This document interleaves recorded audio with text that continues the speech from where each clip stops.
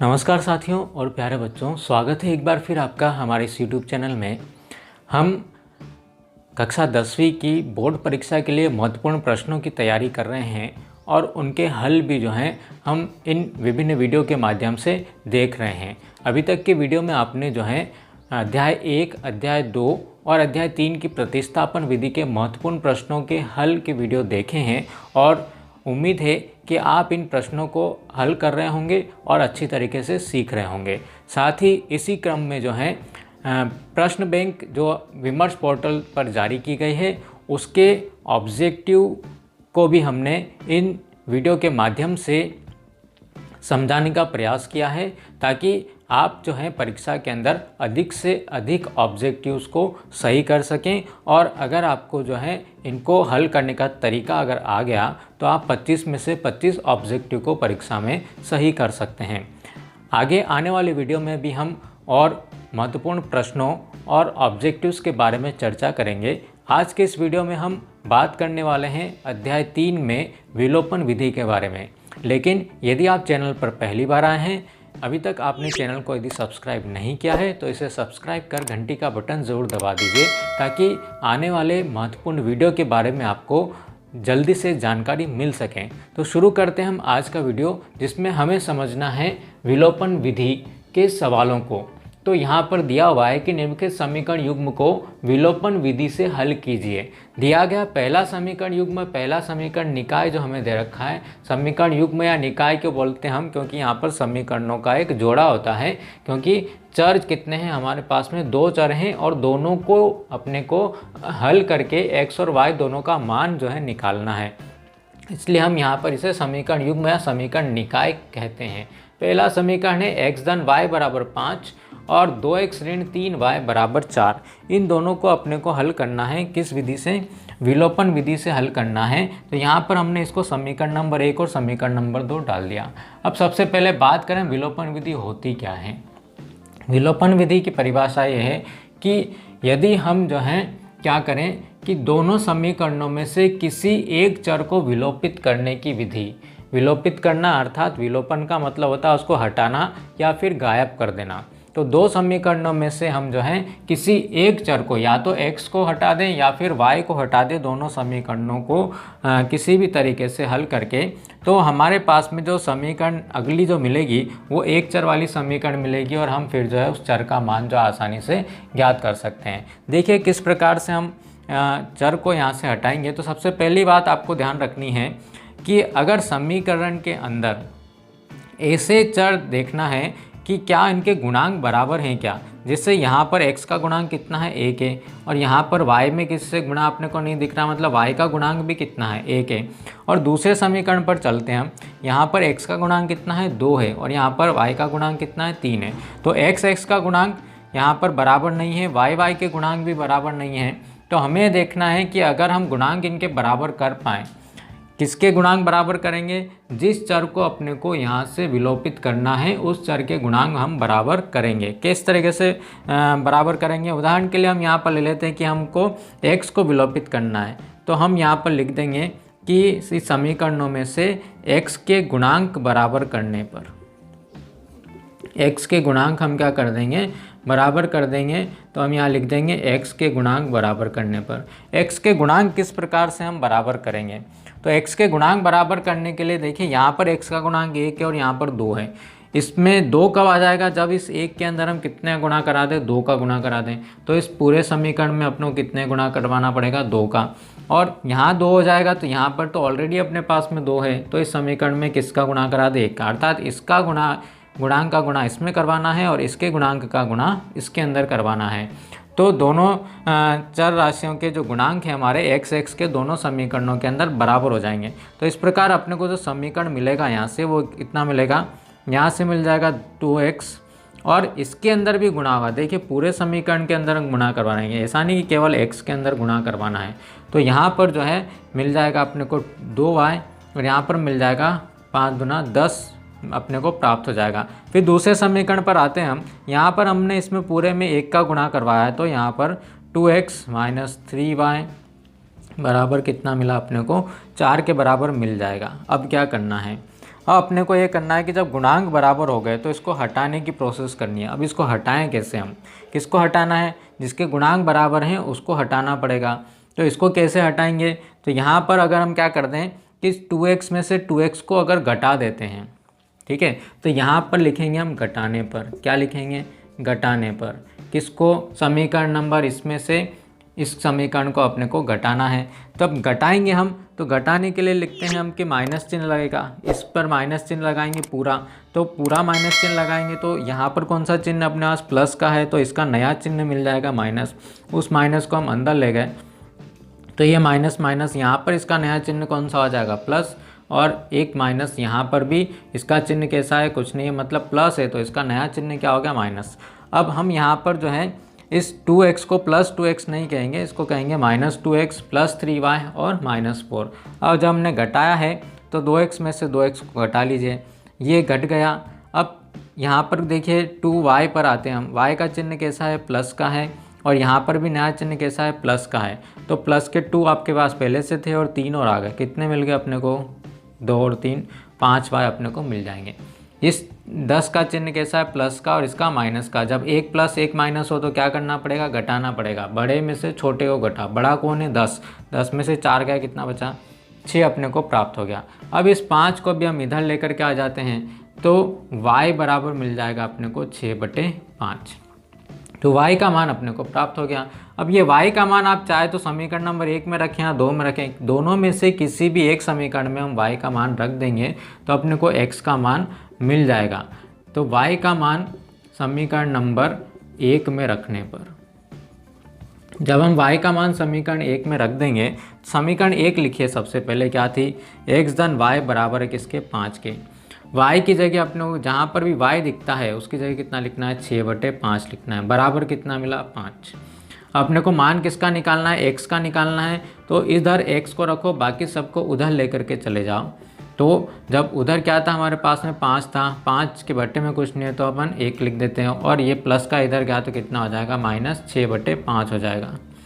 दोनों का एलसीएम ले लीजिए, 1 और 5 का एलसीएम अपने को कितना प्राप्त होगा, 5 प्राप्त हो जाएगा। अब एलसीएम लेने में क्या करते हैं हम, हर से हर को भाग लगाया, इससे इसको हम भाग लगाएंगे तो 1 का भाग हम 5 में देंगे तो कितना मिलेगा, 5 मिलेगा, और 5 का गुणा का आप करवाएंगे, अंश में करवाएंगे तो 5 × 5 यहाँ पर आपको 25 मिल जाएगा। बीच में कौन सा चिन्ह है, माइनस लगा दीजिए। 5 का भाग हमने 5 में लगाया, हर से हर को भाग लगाया, कितना बचा, 1 बचा, 1 का गुणा ऊपर करवा दिया, कितना मिल गया अपने को, 6। 25 - 6/5, तो यहाँ से अपने को मिलेगा 19/5। तो इस प्रकार अपने को जो x का मान मिल गया, आंसर हम लिख देंगे यहाँ पर कि x = अपने को मिला है 19/5 और y बराबर मिला है किसके, 6/5 के। इसका जो दूसरा भाग है उसमें समीकरण अपने को दिया गया है कि यहाँ पर हम लिख देंगे दिया गया समीकरण युग्म या समीकरण निकाय। इसके बारे में बात करें हम तो यहाँ पर लिखा है सबसे पहले 3x धन 4y बराबर है किसके, 10 के, और 2x ऋण 2y बराबर है किसके, 2 के। ये हमारा समीकरण नंबर 1 और समीकरण नंबर 2।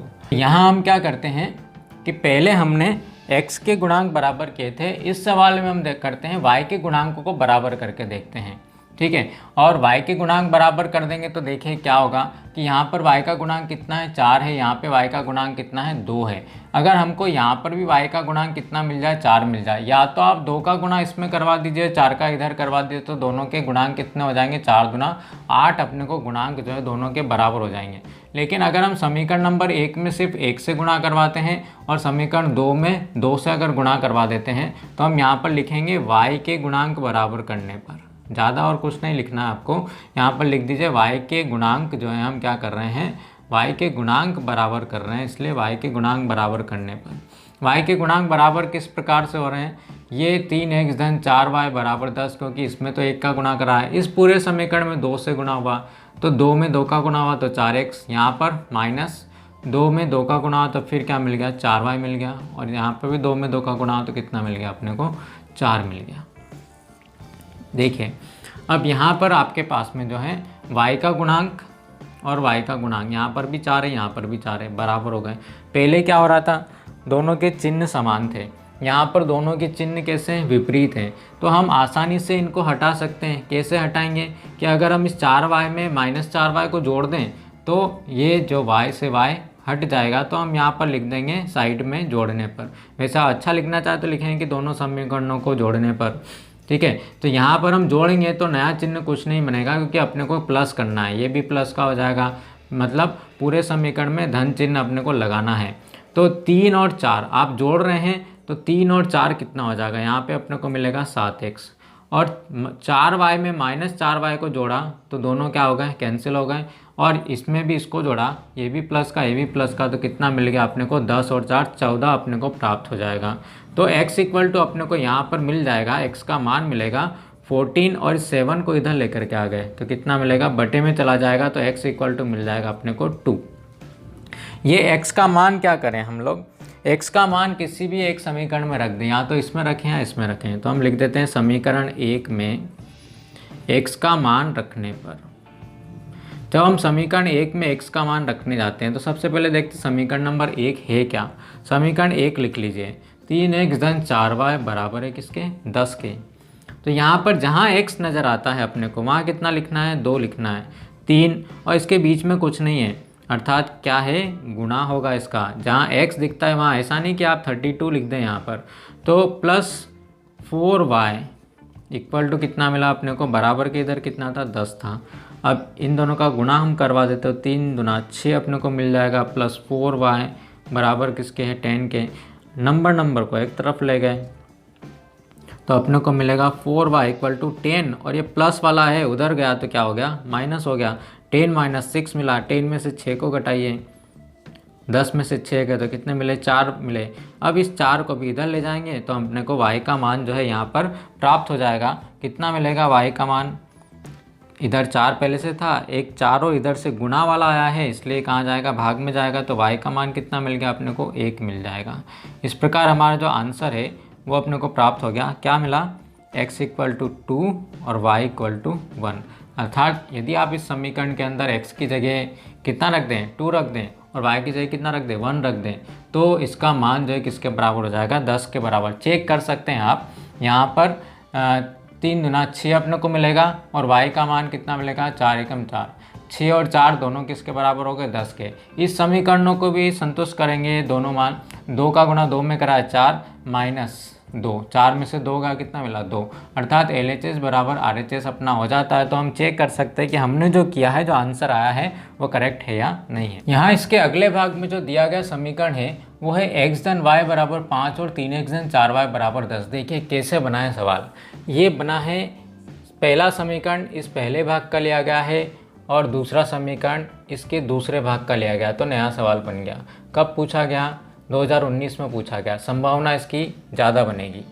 तो यहाँ पर जो है हम देखते हैं कि इसमें जो है x का गुणांक 1 है, y का गुणांक भी 1 है। जब चिन्ह सबके समान हो तो आप या तो x का गुणांक बराबर करो या y का गुणांक बराबर करो, कोई फर्क नहीं पड़ना। विपरीत चिन्ह में ध्यान रखिए कि जिन दो समीकरणों में चर के विपरीत चिन्ह हैं उसके गुणांक बराबर करेंगे तो हमें जो क्वेश्चन है वो थोड़ा अच्छा लगेगा, जल्दी सॉल्व हो जाएगा, जोड़ने पर सॉल्व हो जाएगा, चिन्ह की कोई मिस्टेक भी उसके अंदर नहीं होगी। तो यहाँ पर अगर हम इस समीकरण 1 में 3 का गुणा करवा दें तो x के गुणांक बराबर हो जाएंगे। तो हम यहाँ पर लिख देंगे, क्या लिखेंगे, x के गुणांक बराबर करने पर, x के गुणांक बराबर करने पर। जब हम x के गुणांक बराबर करते तो इसमें 3 का गुणा हमने करवाया तो 3x धन 3y बराबर कितना मिल गया, 15। और इसमें किसका गुणा करा है, इसमें किसी का गुणा नहीं करा, हमने 1 का ही गुणा करवाया है। तो 3x धन 4y 1 का गुणा कराएंगे तो यहाँ पर 10 मिल गया। अब देखिए गुणांक किसके बराबर हुए, x के बराबर हुए, और x का चिन्ह कैसा है यहाँ पर, इसका 3x का भी प्लस है, इसका भी प्लस है। तो क्या करना पड़ेगा, चिन्ह इसको हटाना है, विलोपित करना है तो अपने को घटाना पड़ेगा, और घटाएंगे तो नीचे वाले जो समीकरण है उसके चिन्ह अब परिवर्तित हो जाएंगे, सारे चिन्ह विपरीत हो जाएंगे क्योंकि हम इसको घटा रहे हैं। तो यहाँ पर 3x से 3x हमारा कैंसिल हो गया, 3y में से 4y गया, ठीक है, प्लस का 3 है और माइनस का 4 है, प्लस के 3 है और माइनस के 4y हैं, ये प्लस 3 से माइनस 3 हमारे कैंसिल हो गए, कितने बचे, -y बचे बराबर। ये प्लस के 15 है और माइनस के 10 हैं, कितने बचे, 15 में से 10 गए तो कितने बचेंगे अपने को, 5 अपने को मिलेंगे। लेकिन यहाँ पर y में किससे गुना है, -1 से गुना है। जब इस -1 को उधर लेकर के जाएंगे तो y बराबर अपने को मिल जाएगा कितना, -5 के बराबर मिल जाएगा। ये y का मान हम कहाँ रख देंगे, y का मान समीकरण नंबर 1 में रखने पर, समीकरण 1 में जब y का मान हम समीकरण नंबर 1 में रखते हैं तो हम देखते हैं समीकरण नंबर 1 क्या है। समीकरण 1 है x धन y बराबर किसके हैं, 5 के। x प्लस वाई का मान -5 लिखिए, तो इसको क्रॉस ब्रैकेट के अंदर लिखना पड़ेगा अपने को, कोष्टक में हमने इसको लिख दिया। तो x और प्लस माइनस -5 बराबर किसके हुआ, 5 के। जब इस 5 को आप उधर लेकर के जाएंगे तो अपने को मिल जाएगा x इक्वल टू 5 + 5, अर्थात x का मान मिलेगा अपने को यहाँ पर कितना मिल जाएगा, 10 मिल जाएगा। आंसर हमारा हो गया, x की वैल्यू 10 है और y की वैल्यू अपने को कितनी मिली है, -5 मिली है। अर्थात यदि आप x की जगह 10 रख दें, y की जगह -5 रख देते हैं तो ये समीकरण संतुष्ट हो जाएंगे, ये आंसर हमारा हो जाएगा। अगले समीकरण की तरफ हम आते हैं। यहाँ पर दिया है चौथे भाग में 2x धन 3y बराबर 8 और 4x धन 6y बराबर 7। 2019 में पूछा हुआ है ये क्वेश्चन भी। तो यहाँ पर देखिए गुणांक बराबर कर देते हैं हम। किसके गुणांक बराबर कर दें, तो x के गुणांक बराबर कर सकते हैं। आप चाहें तो y के गुणांक भी जो है यहाँ पर बराबर कर सकते हैं। तो हम लिख देते हैं x के गुणांक बराबर करने पर। x के गुणांक बराबर कैसे होंगे, देखिए या तो आप 4 में इसका गुणा करा दो, 2 का गुणा इसमें करा दो, या फिर समीकरण नंबर 1 के अंदर ही हम सिर्फ 2 से गुणा करवा दें, हो जाएगा। गुणांक बराबर करना है अपने को, और इसके अंदर किससे गुणा करवाएंगे, 1 से गुणा करवाएंगे। तो यहाँ पर 2 का गुणा 2 में करा तो 4x, इसमें भी होगा तो 6y, और इसमें भी होगा तो बराबर 16। इसमें तो 1 का गुणा करवाया आपने तो पूरा समीकरण आपका ऐसा का ऐसा अपने को मिल जाएगा। अब क्या करना है, अब देखिए गुणांक बराबर हो गए, किस किस के बराबर हो गए, यहाँ तो x के गुणांक भी बराबर हो गए, y के भी बराबर हो गए। देखते हैं क्या होता है जब चिन्ह की बात करते हैं हम, दोनों के चिन्ह समान है तो यहाँ पर अपने को घटाने पर लिखना पड़ेगा, और चिन्ह विपरीत है तो लिखेंगे जोड़ने पर। तो यहाँ पर घटाने पर लिखा तो ये भी माइनस हो गया, ये भी माइनस हो गया, और ये भी माइनस हो गया। अब 4x में से 4x को घटाया, ये घट गया। 6y में से 6y को घटाया, ये भी घट गया। सारा कितना मिला अपने को, इधर तो कुछ भी नहीं मिला अपने को, 0 मिला। और इधर कितना मिला, 16 में से 7 हमने कम किए तो 6 और 3 अपने को कितने मिल जाएंगे, 9 मिल जाएंगे। क्या 0 बराबर होता है 9 के, नहीं होता है, जो कि क्या है, ये एक असत्य कथन है। और पिछले वीडियो में भी हमने देखा था कि इस प्रकार का एक सवाल आया था जो सत्य कथन वाला था, वहाँ पर उसके अनंततः अनेक हल मिले थे। लेकिन जब असत्य कथन होता है तब हमने बताया था कि यहाँ पर हम लिखेंगे कि अतः समीकरण युग्म का, समीकरण निकाय का यहाँ पर कोई हल नहीं है, यहाँ पर समीकरण निकाय का कोई हल अपने को प्राप्त नहीं होगा। अगला प्रश्न जो हमें दिया है प्रश्न क्रमांक 2 कि यदि किसी भिन्न के अंश में 1 जोड़ दें तथा हर में से 1 घटा दें तो भिन्न 1 में बदल जाता है, और यदि हर में 1 जोड़ दें और तो भिन्न 1/2 हो जाती है, तो भिन्न ज्ञात कीजिए। तो भिन्न कैसे आती है, तो भिन्न के लिए अपने देखा था कि भिन्न कैसे बनती है। तो भिन्न में होते हैं अंश और हर। माना कि भिन्न का अंश हम मान लेते हैं x, जो ज्ञात करना उसे मानना पड़ेगा, और समीकरण बनानी है तो हर कितना मान लिया, y मान लिया। इसलिए भिन्न क्या बन गए हमारी, यहाँ पर भिन्न बन जाएगी, किस रूप की होती है, भिन्न अंश बटे हर रूप की होती है। इसलिए हमारी जो भिन्न यहाँ पे बनी हो कितनी बन गई, x/y। अब क्या बोल रहा है कि अंश में 1 जोड़ दें और हर में से 1 घटा दें। हमारा अंश क्या है, x है, हर कितना है, y है। अंश में 1 जोड़ रहे हैं, हर में से 1 घटा रहे हैं, तो भिन्न कितनी हो जाती है, तो भिन्न 1 में बदल जाती है, 1 में बदल जाती है, अर्थात 1/1 हो जाती है। इसका गुणा करवा दीजिए, हम क्रॉस गुणा करवा दें यहाँ पर, तो x धन 1 बराबर कितना मिला, y ऋण 1। अब चर राशियों को आप एक तरफ ले लीजिए तो अपने को कितना यहाँ से मिल जाएगा कि x ऋण y, और नंबर को एक तरफ ले जाइए। -1 पहले से था और इस 1 को भी हम उधर लेकर के जा रहे हैं तो -1 हो जाएगा। तो x ऋण y बराबर कितना हुआ, -2। समीकरण नंबर 2। फिर से हम पुनः प्रश्नानुसार यहाँ पर लिखते हैं कि अगली कंडीशन अपने को क्या दे रखी है, उससे अपने को क्या समीकरण मिलेगा। तो यदि हर में 1 जोड़ दे तो भिन्न 1/2 हो जाती है। भिन्न क्या थी, x/y।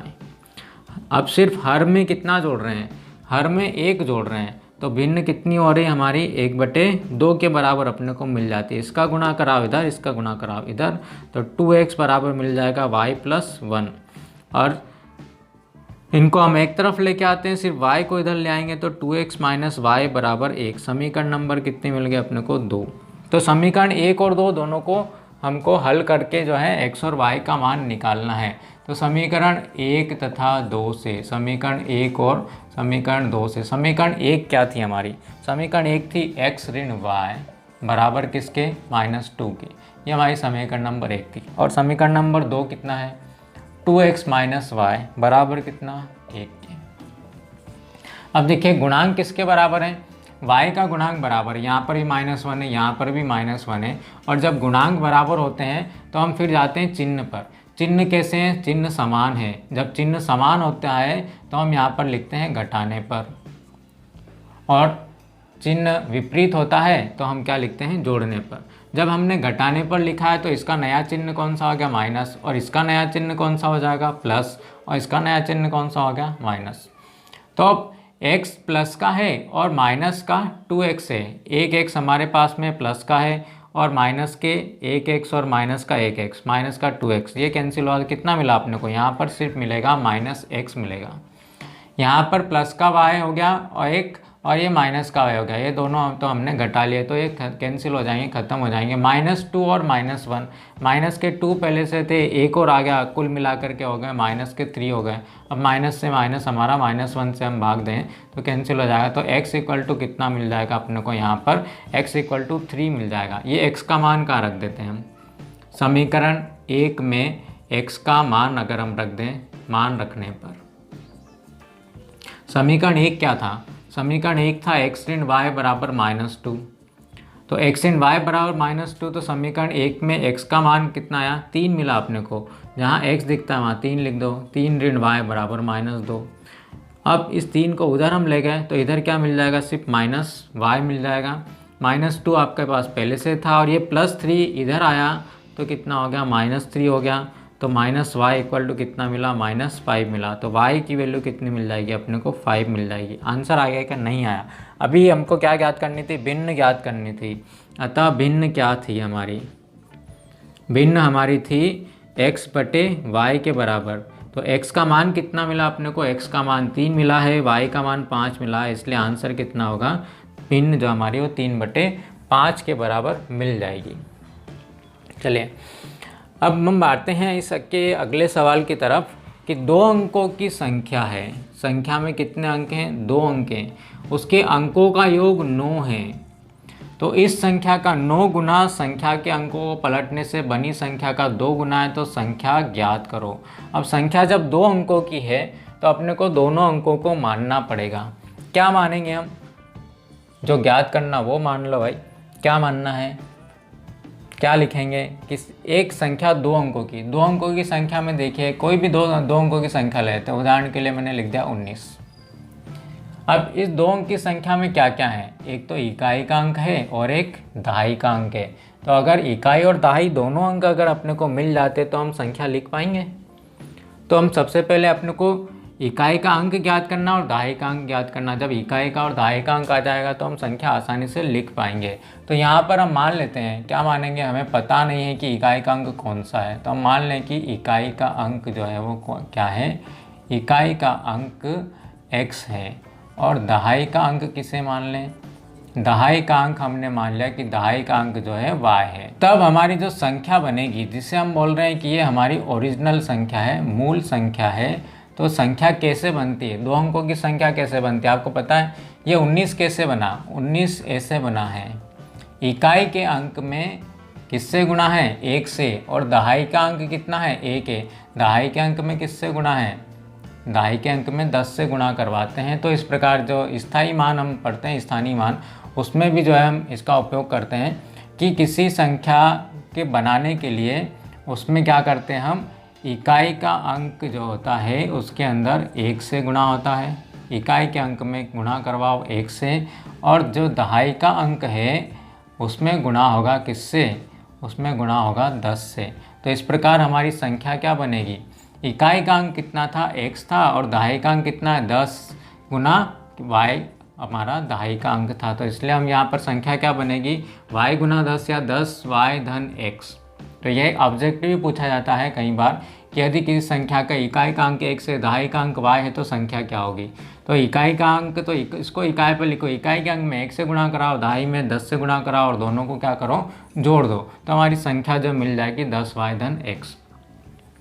अब हम चलते हैं वापस प्रश्न में। प्रश्नानुसार क्या दिया है कि इस संख्या के अंकों का योग जो है वो 9 है। अंक कौन कौन से, एक तो x है और एक y है, तो दोनों का योग करें। अंक x में इकाई के अंक में दहाई का अंक जोड़ें तो अंकों का योग कितना आएगा, 9 आएगा। क्या मिल गया, समीकरण नंबर 1। फिर आगे बढ़ते हैं। इस संख्या का 9 गुना संख्या के अंकों को पलटने से बनी संख्या। अब संख्या के अंकों को पलटने से कोई ना कोई संख्या बनेगी, ठीक है। अंकों को पलटते हैं, अगर हम अंकों को पलटने मतलब वो भी देखते हैं अंकों को किस तरीके से पलट देंगे। अंकों को पलटने पर अपने को कोई नई संख्या प्राप्त होगी, जिससे हम लिख देंगे कि ये हमारी नई संख्या है। अंकों को कैसे पलटेंगे, 19 लिखा हुआ है, 9 को कहाँ लिख दो, इधर लिख दो, 1 को कहाँ लिख दो, इधर लिख दो, क्या बन गई संख्या, 91 मिल गई, ठीक है। मतलब इकाई के अंक की जगह दहाई का अंक लिखना है, दहाई के अंक की जगह इकाई का अंक लिखना है, तो अंकों को पलट दिया हमने, तो संख्या क्या बन गई, 10x धन y। मतलब अब इकाई का अंक y हो गया और दहाई का अंक कितना हो गया, 10 हो गया। तो नई संख्या क्या मिली, ये मिली। अब प्रश्नानुसार फिर से हम चलते हैं प्रश्न में। क्या कह रहे हैं भाई, इस संख्या का 9 गुना, कौन सी संख्या का, जो हमारे पास में आई थी, तो आप चाहे तो लिख सकते हैं 9 गुना मूल संख्या जो हमें प्राप्त हुई थी, उसका 9 गुना। क्या होता है इसका 9 गुना, 9 से गुणा करवा दिया। अंकों को पलटने से बनी संख्या का 2 गुना है। अंकों को पलटने से बनी संख्या कौन सी है हमारी, ये नई संख्या, इसका 2 गुना, अर्थात नई संख्या में 2 से गुणा करवाएं और मूल संख्या में 9 से गुणा करवाएं तो दोनों बराबर आ जाती है। अब दोनों बराबर है तो क्या करना पड़ेगा, मान रख दो यहाँ पर। मूल संख्या क्या थी, मूल संख्या थी हमारी 10y धन x। नई संख्या कितनी मिली, 10x धन y। गुणा करवाएं, 9 का गुणा 10 में कराया तो 90 मिल गया अपने को, 90y प्लस 9x। और इस 2 का गुणा इधर करवाएंगे तो 20x प्लस 2y। सबको एक तरफ लेके आ जाएं, जितने भी x और जितने भी y हैं, तो यहाँ पर अपने को मिलेगा 90x प्लस 9x, तो पहले से था, इधर से यह आया तो माइनस 20x हो गया, और ये आया तो कितना मिल गया, माइनस 2y। और बराबर के उधर कितना मिलेगा, उधर कुछ भी नहीं बचा हुआ है, 0 मिलेगा। यहाँ हम देखते हैं कि 20x जो है माइनस के हैं और प्लस 9x हैं, तो माइनस वाला नंबर बड़ा है इसलिए माइनस हो जाएगा, और 20 में से 9 को हम कम कर देंगे तो यहाँ पर अपने को मिल जाएगा 11x, 11x अपने को मिल जाएगा। 90y माइनस 2y, ये प्लस वाला बड़ा है इसलिए 90 में से 2y को हम घटाएंगे तो अपने को मिलेगा प्लस 88y बराबर 0। -11 से पूरे समीकरण को अगर हम भाग लगा दें तो यहाँ माइनस से भाग लगाया तो आपको x मिल जाएगा, और माइनस से भाग लगाया तो प्लस माइनस माइनस अपने को मिलेगा, और 11 8 88 अपने को प्राप्त हो जाएगा। तो समीकरण मिलेगा x ऋण 8y बराबर 0। ये हमारा समीकरण नंबर 2 मिल जाएगा। अब यहाँ पर हम लिख देते हैं समीकरण नंबर 1 और समीकरण नंबर 2 से। समीकरण 1 हमारे पास था x धन y बराबर 9, और समीकरण 2 मिला x ऋण 8y बराबर 0 के। अब देखिए गुणांक किसके बराबर है, यहाँ पर x के गुणांक बराबर हैं और दोनों के चिन्ह कैसे हैं, धन है, तो हमको घटाना पड़ेगा। जब चिन्ह समान हो तो अपने को यहाँ पर लिखना पड़ेगा। घटाने पर घटाएंगे तो इसका नया चिन्ह माइनस हो गया, इसका प्लस हो गया और इसका माइनस हो गया। ये दोनों तो हमारे क्या हो जाएंगे, कैंसिल हो जाएंगे। ये भी प्लस का y है, ये भी प्लस का है, तो दोनों क्या हो जाएंगे, प्लस हो जाएंगे। 8 और 1 कितने हो गए, 9y। 9y किसके बराबर मिला, 9 में से 0 को घटाया तो अपने को 9 मिलेगा। तो इस प्रकार y बराबर मिला अपने को 9/9, अर्थात y का मान किसके बराबर मिल गया, 1 के बराबर। ये y का मान कहाँ रखना है, समीकरण 1 में रख दीजिए। समीकरण 1 में y का मान रखने पर, जब हम समीकरण नंबर 1 में y का मान रखते हैं तो समीकरण 1 क्या थी, x धन y बराबर है किसके, 9 के। और जहाँ पर भी अपने को y दिखता है यहाँ पर उसकी जगह 1 लिखना है, बराबर 9। इस 1 को हम उधर लेके गए तो x बराबर कितना मिला, 9 में से 1 गया तो कितना प्राप्त हो जाएगा, अपने को 8 प्राप्त हो जाएगा। तो अभी संख्या अपने को ज्ञात करनी थी, तो संख्या कैसे मिलेगी, अगर हम यहाँ पर x और y का मान अगर रख देते हैं इसके अंदर तो अपने को संख्या मिल जाएगी। अतः संख्या कितनी थी हमारी, 10y धन x थी। तो 10 और y की जगह अपने को कितना लिखना है, 1 और x की जगह कितना लिखना है, 8 लिखना है। तो 10 और 8 कितना मिल गया अपने को, 18 मिल गया। वो भी ऐसे भी लिख सकते हैं, x क्या था, इकाई का अंक था, तो इकाई का अंक 8 आ गया और दहाई का अंक y हो गया। तो संख्या क्या हुई हमारी, 18 अपने को प्राप्त होगी। इसके अंकों को बदल देंगे तो 81 प्राप्त होगा और इसमें मान रख देंगे हम, तो 18 का गुना 81 के 2 गुना के बराबर होगा। 162 और 162 अपने को दोनों तरफ मिल जाएगा। बढ़ते हैं हम आज के इस वीडियो के अंतिम प्रश्न की तरफ, और ये विलोपन विधि का भी अंतिम सवाल रहेगा, जिसमें दिया गया है 5 संतरे और 3 सेब का मूल्य 35 रुपये है, 2 संतरे और 4 सेब का मूल्य 28 रुपये है, तो 1 संतरे और 1 सेब का मूल्य अपने को ज्ञात करना है। प्रश्न पूछा गया है 2019 में।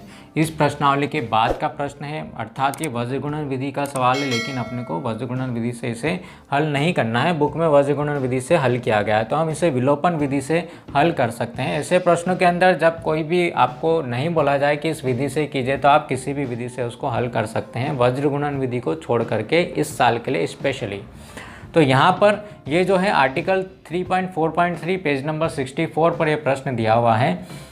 5 संतरे और 3 सेब का मूल्य अपने को दिया हुआ है, 2 संतरे और 4 सेब का मूल्य दिया हुआ, तो 1 संतरे और 1 सेब का मूल्य अपने को ज्ञात करना है। ऐसा क्वेश्चन पिछले वीडियो में किया था हमने, बल्ले और गेंद वाला। तो हम मान लेते हैं जो ज्ञात करना है, क्या मान लेते हैं, माना कि ज्ञात करना है अपने को 1 संतरे का मूल्य। तो हमने मान लिया कि 1 संतरे का मूल्य जो है वो कितना है, x रुपये है, और 1 सेब का मूल्य जो है कितना मान लें, 1 सेब का मूल्य मान लेते हैं हम कि 1 सेब का मूल्य हमारा y रुपये जो है हो जाएगा। तो अब यहाँ पर प्रश्नानुसार 1 संतरे का मूल्य x है, तो 5 संतरे का मूल्य कितना मिलेगा, 5x धन 1 सेब का मूल्य y है, तो 3 सेब का मूल्य कितना हो जाएगा, 3y। जब लेते हैं दोनों को साथ में तो कुल कितने रुपए देने पड़ते हैं, 35 रुपये देने पड़ते हैं। तो समीकरण नंबर 1 हमारी बन गई। पुनः फिर से हम लिखते हैं कि 2 संतरे का मूल्य कितना मिलेगा अपने को, 2x। 4 सेब का मूल्य कितना मिलेगा, 1 का y है, तो 4 सेब का 4y हो जाएगा। दोनों साथ में लेते तो कितना देना पड़ता है, 28 रुपये देना पड़ता है। समीकरण नंबर 2। इन दोनों समीकरणों को हम हल कर लेते हैं। कौन सी विधि से हल करेंगे, विलोपन विधि से अगर हल करना है तो क्या करना है, गुणांक बराबर करना है। किसके गुणांक बराबर करें, या तो x के करो या बराबर करो, चिन्ह सभी के जो हैं बराबर हैं, कोई दिक्कत नहीं है। तो हम चाहें तो यहाँ पर x के गुणांक बराबर कर लें। तो देखिए इस 2 का गुणा अपने को समीकरण नंबर 1 में करना है, इस 5 का गुणा कहाँ करवा दें, समीकरण नंबर 2 में करवा दें। तो यहाँ पर हम 5 का गुणा करवाएंगे, तो इस प्रकार से अपने को दोनों गुणांक जो है कौन से x के जो गुणांक है वो बराबर अपने को मिल जाएंगे। तो यहाँ पर हम लिख देंगे x के गुणांकों को बराबर करने पर, तो हम x के गुणांक बराबर करते हैं तो यहाँ पर अपने को समीकरण 1 से मिलेगा 10x, और इसमें भी 2 का गुणा होगा, 3 दूना 6y, और 35 में भी 2 का गुणा हो तो कितना मिल गया, 70 मिल गया। इधर यहाँ पर भी अपने 5 का गुणा होगा पूरे समीकरण में, तो 10x, और 4 में 5 का गुणा हो तो यहाँ पर अपने को मिल जाएगा 20y बराबर 28, 5 कितना हो जाएगा, 8 5 40, 140 अपने को जो है प्राप्त हो जाएगा। चिन्ह देखिए सभी के बराबर हैं, दोनों जो गुणांक बराबर हो उनके चिन्ह भी समान है। जब समान चिन्ह होते तो घटाने पर लिखना पड़ेगा, विपरीत चिन्ह होते तो जोड़ने पर लिखते हैं हम। तो यहाँ पर घटाने पर लिखा है तो नया चिन्ह माइनस, यहाँ पर भी नया चिन्ह माइनस, और यहाँ पर भी नया चिन्ह माइनस मिल गया। 10x में से 10x को घटाया, 0 खत्म हो गया, घटा लिया हमने। यहाँ पर 6 में से 20 गए, अब 6 प्लस का है 20 माइनस का है, बड़ा नंबर माइनस का है, इसलिए 20 में से 6 को घटाएंगे तो माइनस के 14y आपको यहाँ पर मिल जाएंगे। 70 और माइनस 140, यहाँ पर माइनस वाला नंबर बड़ा है, 140 में से 70 को माइनस करेंगे तो कितना मिल जाएगा, -70 मिल जाएगा। y का मान ज्ञात करने के लिए इस -14 को उधर लेकर के चले जाइए, तो यहाँ पर कहाँ जाएगा, बटे में चला जाएगा। माइनस से माइनस कैंसिल हुआ, 14 से हम 5 बार अगर हम भाग लगाएं इसमें तो y का मान अपने को कितना मिल जाएगा, यहाँ पर y का मान प्राप्त हुआ 5। अब ये y का मान कहाँ रखना है, y का मान समीकरण नंबर 1 में रखने पर। समीकरण 1 क्या थी उसे भी देख लेते हैं। समीकरण 1 थी 5x धन 3y बराबर 35। 5x धन 3y बराबर हुआ 35 के। इसमें हम y का मान रख रहे हैं। y का मान अर्थात जहाँ पर भी अपने को y दिखेगा उसकी जगह हम कितना लिख देंगे, 5 लिख देंगे। यहाँ इन दोनों के बीच में कुछ नहीं, अर्थात क्या है, गुणा है। गुणा करवाएं। 5x धन 15 बराबर कितना हुआ, 35 के। तो 5x बराबर 15 को उधर लेके जाओ तो 35 में से कितना चला गया, 15 चला गया। 35 में से 15 को हम कम करेंगे, कितना मिलेगा, 20 मिलेगा। अब क्या बचा है, सिर्फ x का मान निकालना है। x को इधर रखो, बाकी जो गुणांक है सबको उधर लेकर के चले जाओ। जब उधर जाएगा, गुणा में है तो कहाँ जाएगा, भाग में जाएगा। 5 चौके 20, अर्थात x का मान कितना मिला, 4। x किसको माना था, x माना था हमने एक संतरे का मूल्य, इसलिए हमारा जो आंसर है वो हो जाएगा कि एक संतरे का मूल्य, एक संतरे का मूल्य अपने को प्राप्त हो जाएगा। कितना हुआ, 4 रुपये का मिलेगा एक संतरा। और एक सेब का मूल्य अपने को कितना प्राप्त हुआ था, 5 रुपये जो है प्राप्त हुआ था। ये हमारा आंसर हो जाएगा। तो इस वीडियो में इतना ही, मिलते हैं हम अगले वीडियो में इस अध्याय के बहुत ही इम्पोर्टेंट प्रश्नों के साथ में। साथ ही देखिए कि ये वाला जो प्रश्न हमने अभी किया था इसकी संभावना इस साल के लिए सबसे ज़्यादा है। तो बने रहिए हमारे साथ में। वीडियो आपको पसंद आया हो तो इसे लाइक कीजिए, दोस्तों में शेयर कीजिए, और चैनल यदि सब्सक्राइब नहीं किया है तो इसे ज़रूर सब्सक्राइब कीजिए। मिलते हैं हम अगले वीडियो में इम्पोर्टेंट प्रश्नों के साथ में, साथ ही बहुत ही इम्पोर्टेंट ऑब्जेक्टिव के साथ में। Have a nice day, thank you.